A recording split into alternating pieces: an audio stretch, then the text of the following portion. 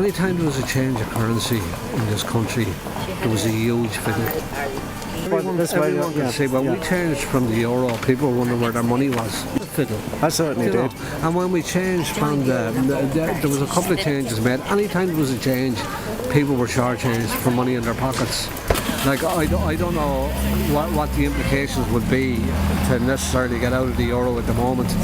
I'd imagine we'd have a few years, say, of Armageddon, but then we would come through it.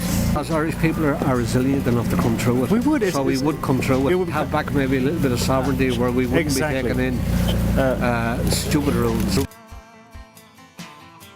On our side is if we were to say no to this debt, the threat of contagion is the weapon we carry, right? So basically what's needed is a couple of good, strong-minded businessmen to get out there and negotiate for this country. Like somebody like O'Leary, right, to get out and negotiate for this country and throw their cards on the table and tell them that we're not going to pay. Well, the EU regulation the EU thing goes back to Fianna Fáil giving away the REC, right? And the figures are astonishing, right? If you look at the figures, right, 60 billion before we got any bailouts came in from Europe, right?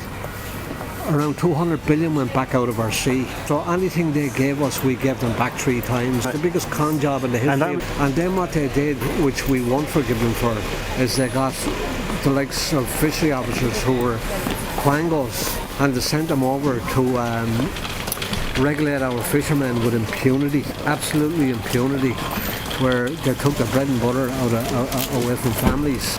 And we saw them in operation, and it was absolutely disgusting how anyone could come and do their jobs in the manner that they did it. Put people on the dole and put people out of work because of stupid laws.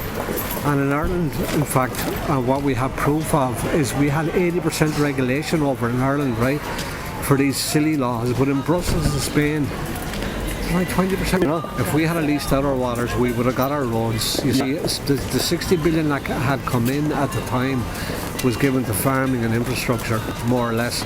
But if we had leased out our waters, we would have got our roads, our infrastructure, and the rest, and we still would have had control over our sea, which was the natural resort of Ireland. That would have been, should have been very, very lucrative.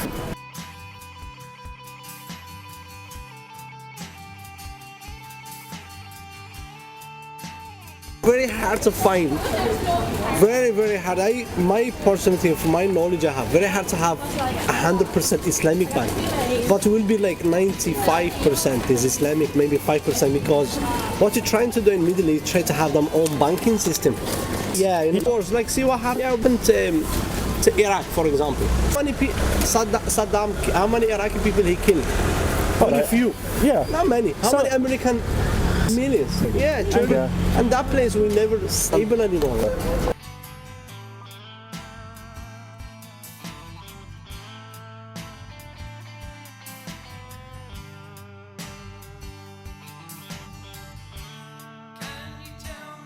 Economic growth.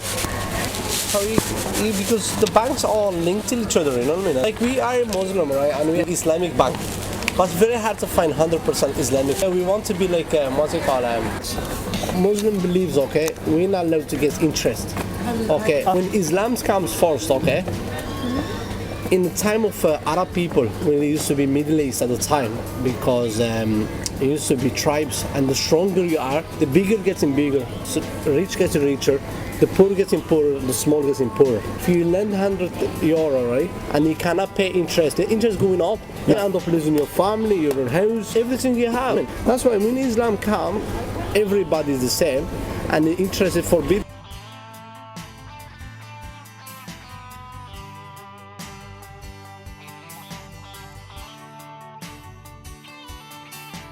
I don't really, because we are small people, we only could have a power to talk. We cannot we cannot change anything in the reality, you know what I mean? But we try. Pray to God things will be big. I will. What kind of car has it got? It's a petrol. Yeah. So you want to think about getting diesels and then running on biodiesel?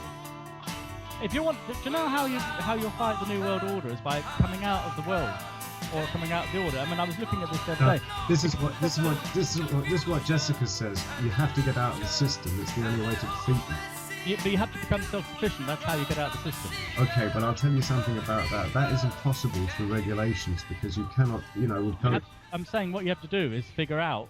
Yeah. And anticipate what they're up to and what you know what I mean, and change. I mean, what's to stop you growing your own food? So you come out of that system. What's to stop you?